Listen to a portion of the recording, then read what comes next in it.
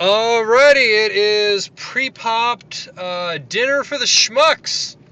And even though I did see the movie with two other people, Matt and Becca, who have reviewed previous films with us in the past, we took separate cars. And funny story, which kind of fits in with the whole schmuck aspect, we ended up talking in front of the theater for like a half hour about this film, and I did not record a bit of it.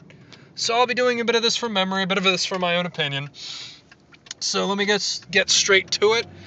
Dinner for the Schmucks is a comedy starring Paul Rudd, who I swear has been in stuff, and Steve Carell, who, I mean, you know, he's Steve Carell. He does Steve Carell-like things. It also features Zach Galifianakis, Bruce Greenwood, and a bunch of other people. The basic premise of the film is that Paul Rudd, man, he is called a stockbroker by one character. I don't remember, it's like an analyst or something, and he wants to get a better job. And he's invited to a dinner, kind of to seal the deal for his promotion. He's invited to a dinner where everyone who goes to the dinner needs to bring an idiot to entertain everyone else. The idiot he meets is Steve Carell, who plays the idiot role rather well. My basic thoughts about the film and everything, it's an uneven film. Like, it has really serious peaks and valleys. When Dinner for the Schmucks is funny, it is really funny. But unfortunately, like, a big portion of the center of the film, the core of the film, is based around this kind of misguided idea to do either a romance story. It almost feels like they want you to feel bad for laughing at the mentally disabled, which is unfortunately the crux of the film. And you know what?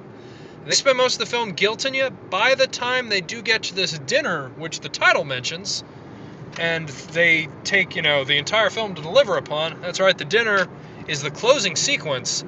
You're laughing anyway. You do not feel any bit bad. And the film, I don't know, it's just got a huge wasted portion, and anything involving Paul Rudd's girlfriend character is terrible. It's a snore all the way through the middle. Paul Rudd's pretty funny. I have to imagine I've seen him in other things. Steve Carell was fantastic. His character has an awful lot of quirks, and it's the charming, endearing kind of stupid that they have set up for his character, whose name escapes me. It starts with a B. I think it's Buddy. But he's pretty funny. I mean, it's a very good Steve Carell role. His character is sad and funny at the same time. The sad stuff actually really works because, unlike a lot of movies that I've seen this year that want you to care about their characters, they do form a pretty good relationship between you and him.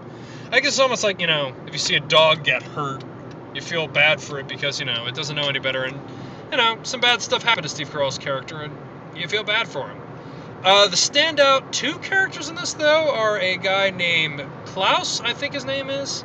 That's not even close. It's a K name. He's an artist.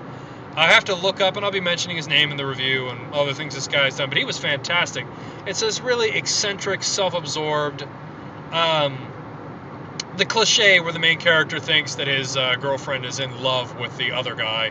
This is the crazy other guy that reminded me quite a bit, if you've ever seen Couples Retreat, which is a film we reviewed, of the encouragement, that character.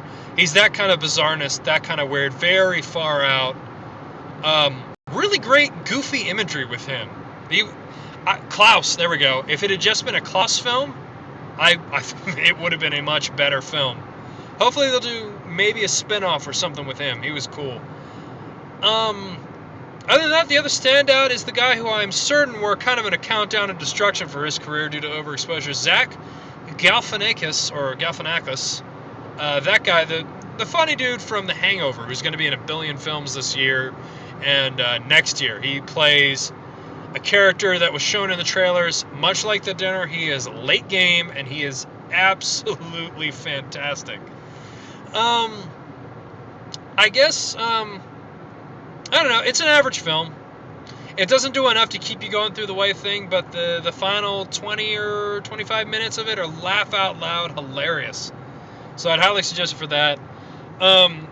We were with a mostly, I think, student crowd, a lot of teenagers and such. They seemed, me sounding like an old man, they seemed to really dig it. So, if you're looking for a dumb comedy, kind of like of the Ace Ventura level, if that even really counts for anything in this day and age, I would suggest it. If you're willing to sit through some sap, some pretty poorly done sap at that. There's a lot of great humor and a lot of great, like, I can't believe this is happening kind of stuff.